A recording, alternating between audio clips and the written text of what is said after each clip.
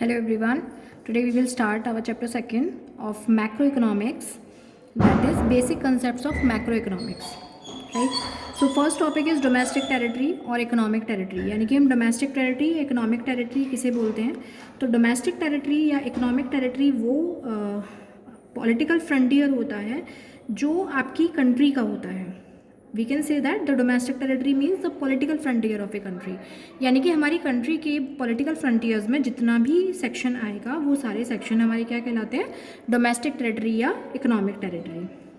इसके साथ साथ हमारे जो पॉलिटिकल फ्रंटियर्स हैं उसमें क्या क्या चीज़ें इंक्लूड होती हैं?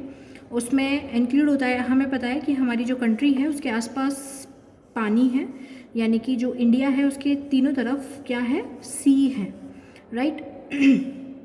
तो जो वो पानी है उसको हम बोलते हैं टेरिटोरियल वाटर. तो जो टेरिटोरियल वाटर है वो भी हमारी ही डोमेस्टिक टेरिटरी का पार्ट है, उसको हम अपनी डोमेस्टिक टेरिटरी का पार्ट मानते हैं. लाइक उसमें जितने भी शिप्स और एयरक्राफ्ट्स वर्क करेंगे वो भी हमारी इकोनॉमिक टेरिटरी में आएंगे. फिशिंग वेसल्स होती हैं, ऑयल और नेचुरल गैस रिग्स होते हैं जो आपके उस पानी पर होते हैं उस पर्टिकुलर कंट्री के. तो वो जो नेचुरल ऑयल गैस रिग्स हैं वो भी आपकी कंट्री का ही डोमेस्टिक टेरिटरी पार्ट माना जाएगा. अगर किसी दूसरी कंट्री, अगर मान लीजिए आपकी कंट्री की एम्बेसी किसी दूसरी कंट्री में सिचुएटेड है तो वो भी आपकी कंट्री की डोमेस्टिक टेरिटरी में ही आएगी. फॉर एग्जांपल अगर इंडियन एम्बेसी रशिया में है तो वो डोमेस्टिक टेरिटरी का पार्ट है इंडिया की, नॉट ऑफ रशिया, राइट. इसके बाद डोमेस्टिक टेरिटरी में क्या क्या इंक्लूड नहीं होता है? तो डोमेस्टिक टेरिटरी में embassies, consultancies and military establishment of foreign country. Like Japan की कोई एम्बेसी अगर इंडिया में है तो वो इंडिया की इंडिया टेरिटरी में नहीं आएगी या इंडियन डोमेस्टिक टेरिटरी में नहीं आएगी, वो जापान की टेरिटरी में आएगी, राइट. इसके बाद कोई भी इंटरनेशनल ऑर्गेनाइजेशंस हैं लाइक यूएनओ, WHO, यूनिसेफ, जितने भी हैं वो भी आपके डोमेस्टिक टेरिटरी में इंक्लूड नहीं होते हैं. इसके बाद हम बात करते हैं कि नॉर्मल रेजिडेंट्स कौन होते हैं. नॉर्मल रेजिडेंट्स वो होते हैं जो कोई भी इंडिविजुअल पर्सन या कोई भी इंस्टीट्यूशन जो कि आपकी कंट्री में रिसाइड करते हैं और उनका जो इकोनॉमिक इंटरेस्ट होता है it will lie in that particular country, right. For example हम यहीं कमाते हैं और यहीं पर खर्च कर देते हैं, that person is known as normal resident of a country. इसके दो इकोनॉमिक इंटरेस्ट में हम दो चीज़ें देखते हैं. पहला, द रेजिडेंट लिव्स और is located with in the domestic territory. पहली बात कि वो पर्सन डोमेस्टिक टेरिटरी में रहना चाहिए, और दूसरा जो भी वो अर्न कर रहा है, स्पेंड कर रहा है, वो उसी पर्टिकुलर लोकेशन पर उसी पर्टिकुलर कंट्री में ही खर्च करना चाहिए. और नॉर्मल रेजिडेंट में कौन कौन लोग इंक्लूड नहीं होते हैं? तो जो फॉरेन टूरिस्ट होते हैं, विजिटर्स होते हैं, वो उसमें इंक्लूड नहीं होते हैं. फॉरेन स्टाफ, एम्बेसीज जितने भी होते हैं वो उसमें इंक्लूड नहीं होते हैं. इंटरनेशनल ऑर्गेनाइजेशंस जितनी भी होती हैं वो भी आपके नॉर्मल रेजिडेंट में नहीं आती हैं. एम्प्लॉयज़ काम कर रहे हैं इंटरनेशनल ऑर्गेनाइजेशन में, वो एम्प्लॉयज़ भी आपका नॉर्मल रेजिडेंट नहीं होगा. क्रू मेंबर्स होते हैं जो कि सीजनल वर्कर्स होते हैं, लाइक फॉरेन वेसल्स पर काम कर रहे होते हैं, फॉरेन शिप्स पर काम कर रहे होते हैं, वो भी हमारे नॉर्मल रेजिडेंट नहीं कहलाते हैं. जो आपके बॉर्डर वर्कर्स होते हैं लाइक नेपाल और इंडिया का हम एग्जांपल ले लेते हैं कि नेपाल से कभी व्यक्ति रहने वाला वो नेपाल का है लेकिन उसका आना जाना लगा रहता है, कभी इंडिया, कभी नेपाल, कभी इंडिया, कभी नेपाल, लेकिन he will be the normal resident of Nepal only, right.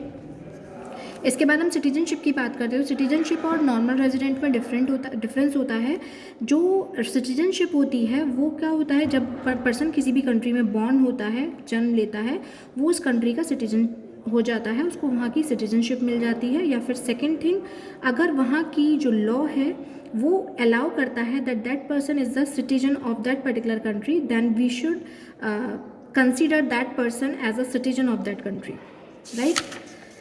इसके बाद हम बात करते हैं factor income and transfer payments की, कि फैक्टर इनकम्स क्या होते हैं और ट्रांसफ़र पेमेंट्स क्या होते हैं. फैक्टर इनकम वो इनकम्स होती हैं whatever the income we earn by rendering our factor services. जो भी हम फैक्टर सर्विसेज लोगों को प्रोवाइड करते हैं in the form of land, in the form of labour, in the form of capital, in the form of entrepreneur, वो सब क्या होती हैं? फैक्टर इनकम होती हैं. उनसे हमें क्या मिलता है? लैंड से हमें रेंट मिलता है, लेबर से हमें वेजेस मिलते हैं, राइट। कैपिटल से हमें इंटरेस्ट मिलता है, एंटरप्रेन्योर को प्रॉफिट मिलता है। तो जब भी हम किसी को अपनी सर्विसेज प्रोवाइड करते हैं, यानी कि हम कोई काम करते हैं और उसके बदले में जो भी हमें इनकम मिलती है वो सब फैक्टर इनकम होती है। लेकिन अगर हम कोई काम नहीं कर रहे हैं और उसके बदले में हमें पैसा मिल रहा है, काम बिना किए पैसा मिल रहा है, तो उसको हम ट्रांसफ़र पेमेंट कहते हैं। फॉर एग्जांपल आपने कई बार देखा होगा कि जो हमारी गवर्नमेंट होती है वो हमको स्कॉलरशिप प्रोवाइड करती है, पेंशन्स प्रोवाइड करती है, अनएम्प्लॉयमेंट अलाउंसेस प्रोवाइड करती है। तो ये सारी चीज़ें comes under transfer payments. Foreign countries जो होती हैं, जब किसी भी कंट्री में नेचुरल कैमिटी के कारण कोई लॉस होता है, तो if any country will provide that charity or donation to that particular country, then it will be considered under transfer income। उसको हम ट्रांसफ़र इनकम कहते हैं। तो फैक्टर इनकम क्योंकि सर्विसेज प्रोवाइड करने के बदले मिल रही है, इसलिए हम इसको नेशनल इनकम और डोमेस्टिक इनकम में काउंट करते हैं। लेकिन ट्रांसफ़र इनकम को ना तो नेशनल इनकम में काउंट किया जाता है, ना ही डोमेस्टिक इनकम में काउंट किया जाता है। क्यों काउंट नहीं किया जाता? क्योंकि यहाँ पर हमने कोई काम नहीं किया है, ठीक है।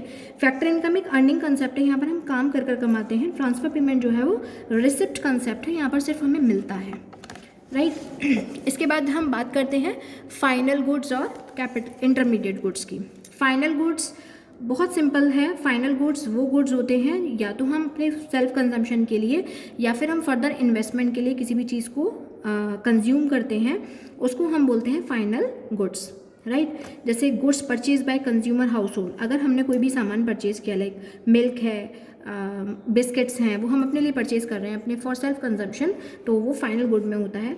या फिर ऐसा कोई भी पार्ट लाइक मशीनरी है या बस है या कार है जिसको हम फर्दर इन्वेस्टमेंट के लिए परचेज़ कर रहे हैं, अपनी फर्म के लिए परचेज़ कर रहे हैं, तो उसको भी हम फाइनल गुड ही बोलते हैं।